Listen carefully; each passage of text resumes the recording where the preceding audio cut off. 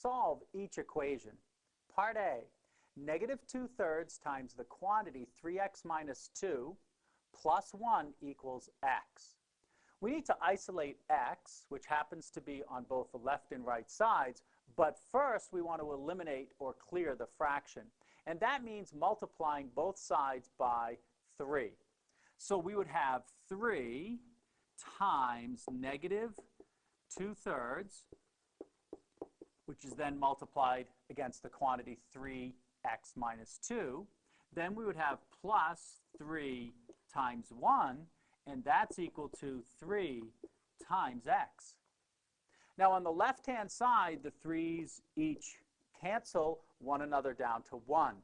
So what we really have is a negative 2, which we need to distribute into the parentheses. Negative 2 times 3x is negative 6x. Negative 2 times negative 2 is plus 4.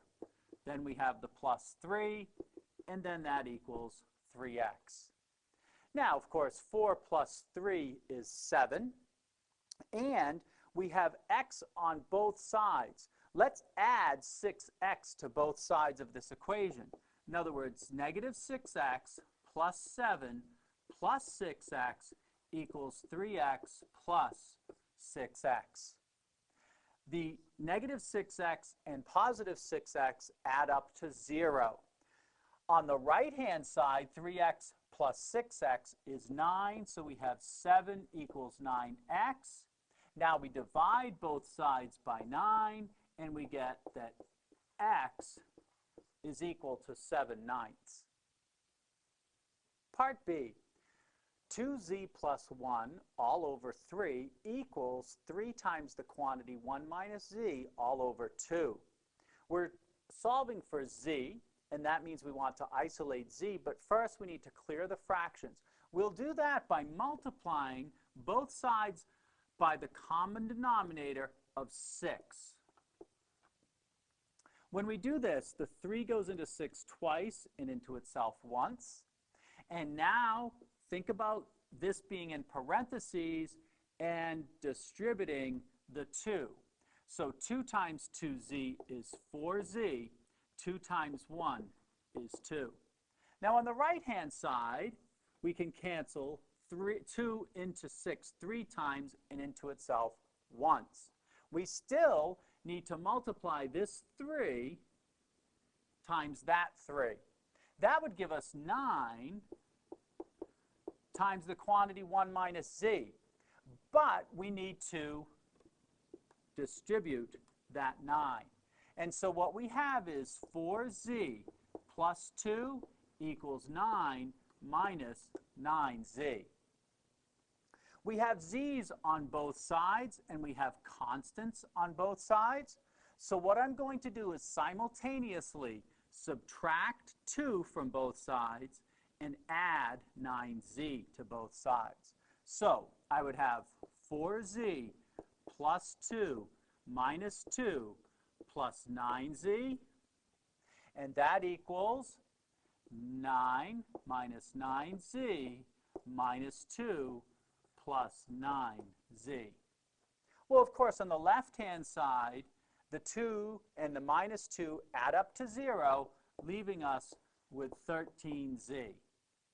On the right-hand side, we have the negative 9z and the positive 9z summing to 0. And then we have 9 minus 2, which is 7.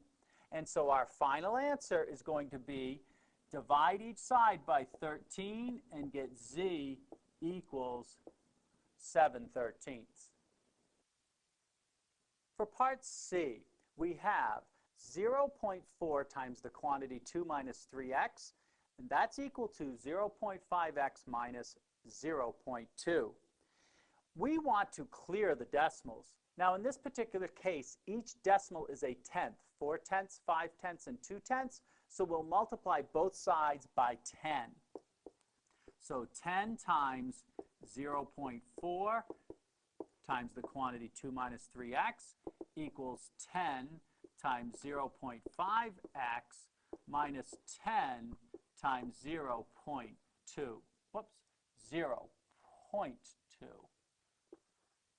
So what happens here, of course, is 10 times 0.4 is 4. So we have 4 times 2 minus 3x. On the right-hand side, 10 times 0.5 is 5 times the x, and 10 times 0.2 would be 2, so it's minus 2. Now, that's much easier because all of the numbers we're dealing with are integers. On the left-hand side, we need to distribute the 4. 4 times 2 is 8. 4 times 3 is 12. And it's, of course, x. So it's 8 minus 12x equals 5x minus 2.